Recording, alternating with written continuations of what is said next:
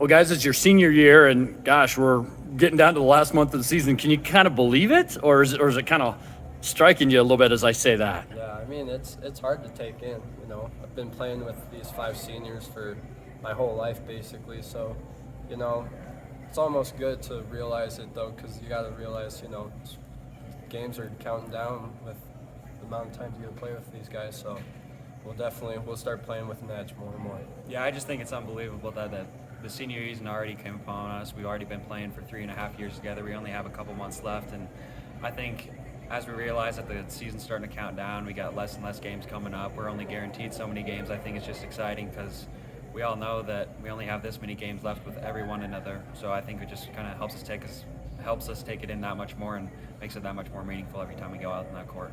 For both of you, and I'll start with you, Mikael, what do you love the most about the game of basketball?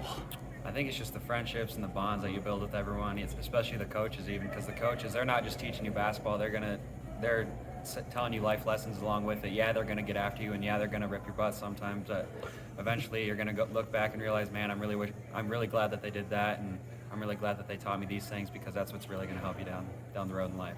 What about for you? Why do you love the game so much, Deegan? I mean, I grew up, you know, my whole family's played basketball. They've been around the organization. They're my grandpa, dad, but I mean, yeah, I've been playing with these group of guys and just developing those friendships so early and loving the game. It's been fun. Helps when, you know, we're not too bad at it too. No, it doesn't. All right, tough question for both of you. Deegan, describe what it's like to play with Mikael, and what do you see when you see him as a player on the court? I mean, I just see him as that guy I can always trust, you know, my right-hand man. You know, if it comes down to, you know, end of the game, I can always trust him to make that 3 or make those free throws down the stretch or get a stop. You know, he's always been someone I can trust, and that's something big for a team is trust. And I think over the years we've really developed that. All right, Mikael, same question. What's it like to play with this guy, Deegan? I think it's unbelievable. He's probably one of the most unselfish guys that you'll ever meet. He can go out there, he can score 2 points. As long as we win, he doesn't care. He just wants to go out there and he just wants to do whatever he can to get our team to win and just make us look good as a unit, just not himself. I mean, yeah, he's probably been hearing all these Gatorade Player of the Year talks, but he never talks about it. He doesn't care about it. He just wants to get our team where we need to be come March. And I think it's just unbelievable to play with him, because there's probably honestly not anyone more unselfish than this kid, and honestly the whole entire nation. So I just think I'm really blessed to be able to play with such a amazing true point guard, and it's really unbelievable. He's like a triple-double machine almost. Yeah, he really is. He does everything. He can score, rebound, pass, steals. He even gets a couple chase down blocks too, so he can just kind of do it all. Deegan, what's it like to play for your dad? You know, sophomore year, I'll admit, it was tough, you know, hearing the daddy's voice chants in the crowd, but, you know, you grow into it. You know, you expect it every game, away game.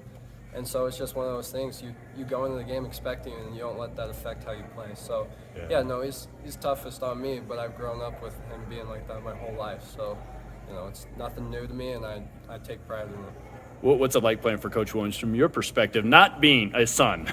Not being a son, I mean, he's still pretty hard on everyone, just to kind of, because you kind of have to be with high school kids. They're not just going to bow down and just be like, okay, yeah, if you just ask someone to do it, they're not going to do it all the time. So I think it's kind of good when he gets after us, and I just love playing for him, because he doesn't favorite anyone. He doesn't pick favorites. He doesn't say, okay, you can do this, but you can't. It's a fair balance for everyone throughout the organization, not even just seniors, like all the way down the grade levels as well. He's always supporting those younger kids as well, and I love playing under him. He's a great coach.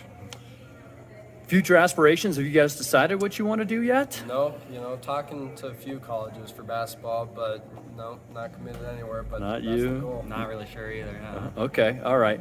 Well, let's have a little bit of fun. Favorite part about bus rides around the state?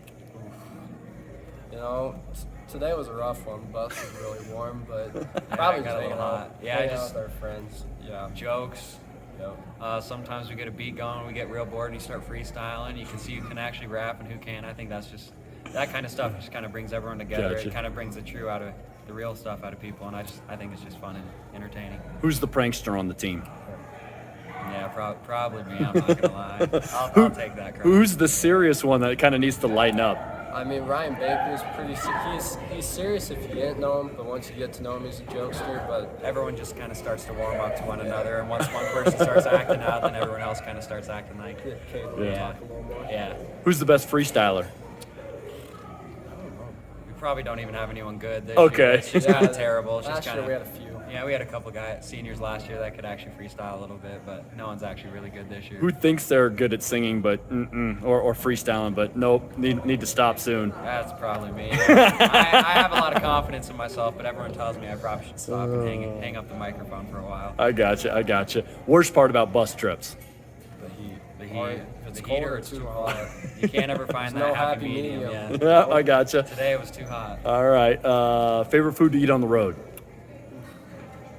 I like going to Cheyenne and getting ChickfilA. I think ChickfilA is pretty good. ChickfilA too. Just because we don't have it in Gillette too, it's kind of nice and unique. So everybody loves that going to Cheyenne. good Food you're tired of on the road? Pizza. Yeah, I think we get pizza every time because it's quick and easy to get on the road to it. So. You mentioned Chick-fil-A. That's probably a special meal, but is there any other place that you guys rarely stop or don't get too often that you really relish when you do, or have in the past in your high school career? I mean, KFC was the. KFC was probably the most unique. Okay. We've only gone there once last year, so. All right then. Favorite place to play besides at home? I like the Pentagon where we went in Sioux Falls. Okay. It's a really cool environment. It's a really cool place to play. I mean, G League teams play there. There's been March Madness games there, so it's a really cool environment over there. I like it. I'm not gonna lie, I kind of like playing at Campbell County just because it's so compact, and then whenever the whole town gets in there for crosstown rivalry games, it just gets bumping, it gets real loud, and it almost feels like a college atmosphere because everything just starts shaking in there, and it just gets insane there. I like that place. The atmosphere is just unmatchable. Place you dread playing the most, or just maybe you've struggled there, or what? I'd say This Sheridan. Sheridan and then the Cheyenne trip against Cheyenne East and Central, we're 0-4, so Yeah. we won't get to redeem ourselves, but we'll try to get them at our place this year. But yeah, I'd say Sheridan and then East and Central. I think I'd definitely say Sheridan too. Their student section's kind of ruthless. They don't really care. They just kind of get after you.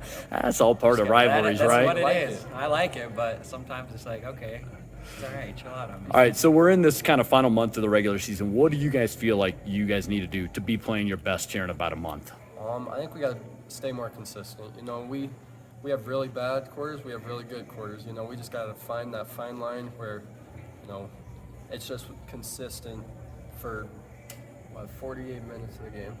32 minutes of the game. My bad. But no, we're really close to that, and I think, you know, this weekend we'll get one step closer to that for sure. Yeah, I definitely think consistency, and I think one thing that'll help us keep finding that consistency is trust too. Because once you trust another, they're going to trust you back, and then once that trust goes throughout the whole entire lineup, then we really start to mesh, and that's when the chemistry starts to go.